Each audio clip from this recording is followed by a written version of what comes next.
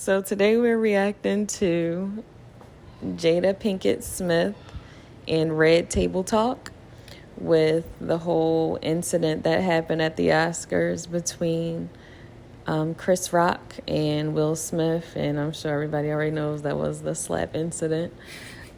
We're watching this not her last season, but we're watching season 5, and it's the last episode, and it's about scammers. And she first, announces this lady Barbara from Shark Tank. She's rich, won't really care about her. So this next family they have, it's a father and a daughter, and they just lost a very significant person, I would say, probably in both of their lives. The little girl's mother, and I don't know if he was married to the mom, but she ended up getting this lump sum of money, and she split it with her dad. And by doing that, she ended up, wanting to find love, I guess. So she met a guy on a dating platform, and she basically got scammed. And it's sad because, they put all their money into it that was from the settlement. And I don't know, they know, how the dad's supposed to be the head of household kind of thing. Yeah, she's old enough to, make her own mistakes and rules and stuff like that, but as the father, it seems like he was just so ready to get more money versus actually doing his research and trying to look into this, because this guy only showed her his eyeball. That's not suspicious enough for you to realize it's time to run away? Yeah, I think you really hit the nail on the head there with the head of household thing. It was kind of sad to watch, but it was also really kind of, upsetting as an instinct as a dad, because I would never go with my daughters into some type of situation like this. You're supposed to be leading them out of these kind of situations. And, he's been around the block. There's been all kinds of things, penny stocks presented to him over the course of his lifetime, on things in the newspaper. Everything, bandit signs, everything has been out here, telemarketing, they're going, the TV ads, everything's been around for a very long time. And so, you should have the experience in life to say, no, I'm not going to, just try to go for this easy money. If it's at a point where it's just landed into my knowledge, I'm not even in technology, it's just something I know about now, it's probably not at the point where I need to start jumping in without doing a whole lot of research. Because, it's really swimming in a dangerous land, And my thing is, this whole eyeball thing, if you ask your daughter, where you know this guy from, and she says, I FaceTime his eyeball, and then we just kind of started connecting as kin. And I'd be like, no, we're not going to work with this guy. You need to start working with him. I will be giving the counsel that, I don't know. It was just real upsetting. Again, as a dad, I just know I would never do that not on my watch, not on my watch. I'm going to go for what I know in that regards, which is definitely doing research, And I would encourage every other dad to be thinking like that too. Moms too, Don't just, follow someone into this kind of stuff, Anything that you're going to get into, you got to think about it like it's like a mini career, You're not just going to come in swinging, straight, hitting home runs, It's not just going to be immediately you're just making all this money. You just jumped in and all this money is just coming your way. You want to have ups, downs, and turnarounds. And so it's best to, really research before you get into things. And then hedge your bets. And by hedge your bets, I mean, diversify where you're putting your money at. And don't just go for broke. If you were thinking about going down this route with this eyeball guy, maybe give him $5,000, see what you do with the 5. Oh, you made me $500,000 with the 5. Okay, let me give up on 500,000. Oh, you got to pay 25,000 in taxes. Maybe you would have said some foolishness like that, and I would have still lost my 5. But it would have only been 5, not my whole inheritance off of selling my property. That doesn't make sense, They both cleared like what was it, over $250,000 each off the sale of a house, and you would risk that on an eyeball and cryptocurrency claims? No research.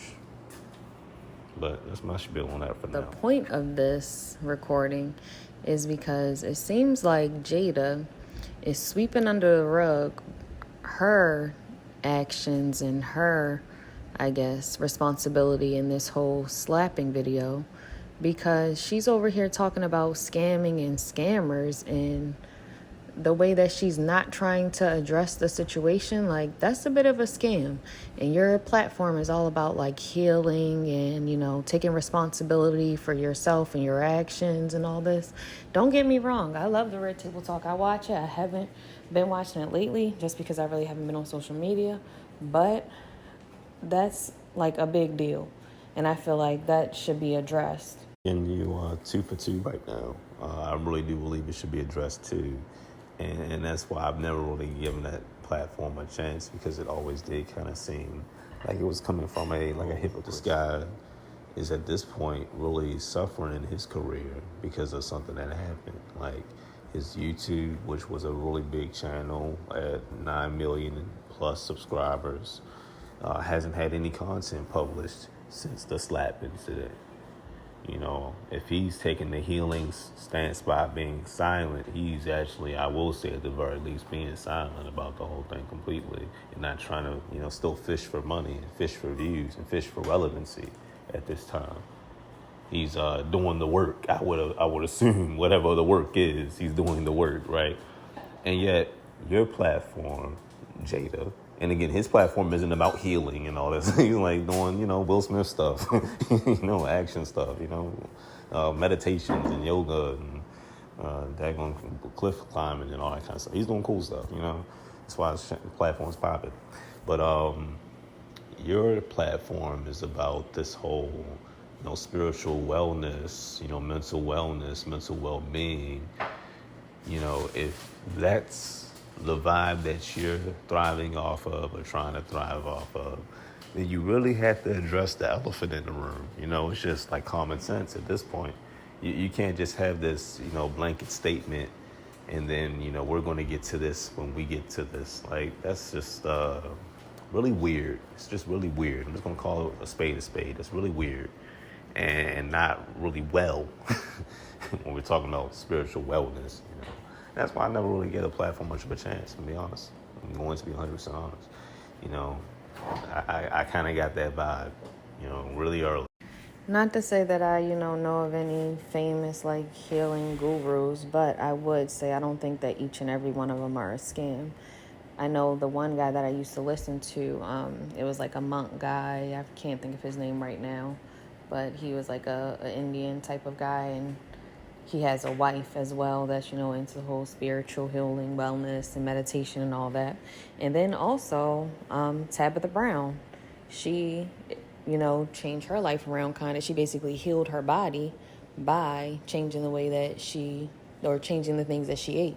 So she started doing like vegan, and she realized this is a message from God, I guess you could say, was what she would say, I think. She was saying like she got a message from God like in her dreams or something. And, that's when her whole life kind of just changed around. Now she's on I feel like a mission to, I'm not going to say have people eating better, but she's like, it seems like she's more so on a spiritual mission. But would you say somebody that's on a spiritual mission is someone that's a wellness coach, or someone that's just like you just said, though? It's a little different.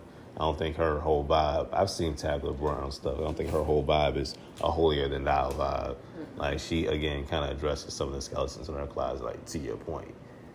Yeah, to your point. Yeah, I definitely do like Tabitha Brown's approach. So shouts out to her. I think Tabitha Brown, if her husband, went out and slapped somebody, I think she'd address it pretty quickly. And not with like some kind of blanket response. And then try to get back to the money. Like, this is a scam. This seems like a scam to the audience that you're thriving off of. This is your thing, right? This is your thing. If they were calling you for a movie right now, you'd be doing a movie, right? If that's your thing. you got to address the wellness part, and it's really unwell to not have this addressed, Or having these ongoing episodes and not really addressing the incident at hand that everybody wants her take on, or some type of verbals to let us know that, this isn't just being like swept under the rug. Are you holding yourself accountable for anything that happened? And that's it.